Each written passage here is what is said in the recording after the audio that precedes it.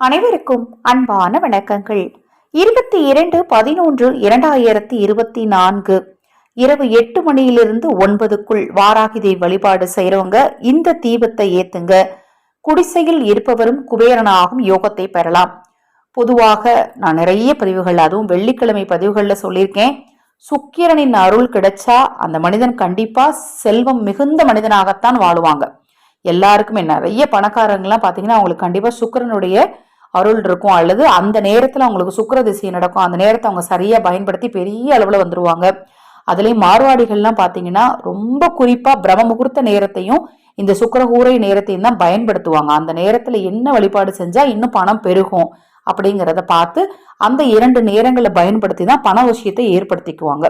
இந்த சுக்கிரஹூரை நேரத்தை மட்டும் தவற விடாதீங்க. இந்த நாள்ல குறிப்பா ஒரு வெள்ளிக்கிழமையில சுக்கிரஹூரை நேரத்துல நிறைய பரிகாரங்கள் செய்யலாம், தானம் செய்யலாம், வீட்டுல தீபம் ஏத்தலாம். அது மாதிரி குழந்தைகளுக்கு ஏதாவது இனிப்புகளை தானமா கொடுக்கலாம், கோவிலுக்கு வெண்பட்டு வெண்தாமரை கொடுக்கலாம்.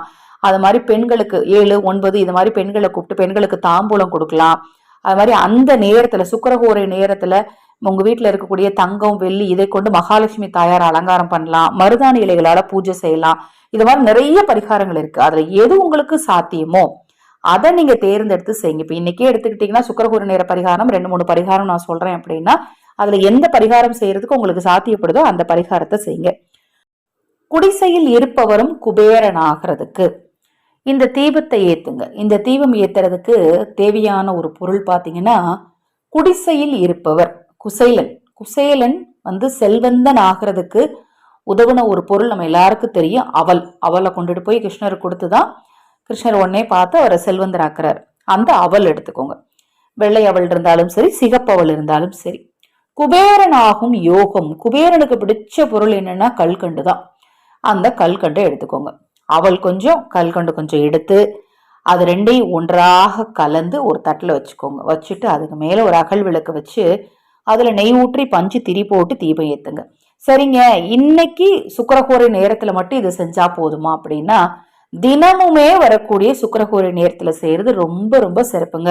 அவல் கல்கண்டு ரெண்டையும் ஒன்னா மிக்ஸ் பண்ணி ஒரு தட்டுல வச்சு அதை மேல நெய் விளக்கு பொருத்திட்டு அந்த அவளையும் கல்கண்டையும் கொண்டுட்டு போய் தெப்ப குளத்துல போடணும். அது எப்போ உங்களுக்கு நேரம் கிடைக்குதோ உடனே செய்யணும் இல்ல, அதை எடுத்து வச்சுட்டு தெப்ப குளத்துல கொண்டு போய் மீன்களுக்கு உணவா போட்டீங்க அப்படின்னா கண்டிப்பா திருமாலுடைய முழு அருளும் உங்களுக்கு கிடைக்கும். குபேரனை போல செல்வந்தரா வாழ முடியும். குசேலனை போல் வறுமை நீங்கி தரித்திரம் நீங்கி செல்வந்தனா வாழ முடியுங்க.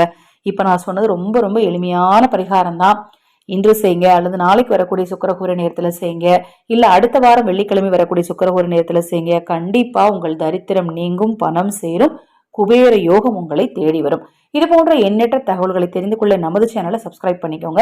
நம்ம சேனல் சார்பாக பாத்தீங்கன்னா அனைத்து பிரச்சனைகளுக்கும் பிரத்யேகமாக வசிய தூபங்களையும் வசிய தாயத்துகளையும் அறிமுகப்படுத்தி இருக்கிறோம்.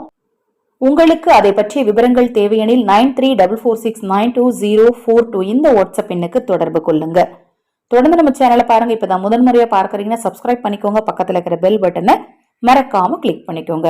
எனது அன்பு வணக்கங்களை கூறி இந்த பதிவை நிறைவு செய்து கொள்கிறேன். வாராகி தேவியினருள் உங்களுக்கும் உங்கள் குடும்பத்தாருக்கும் நிச்சயமாக கிடைக்கும்.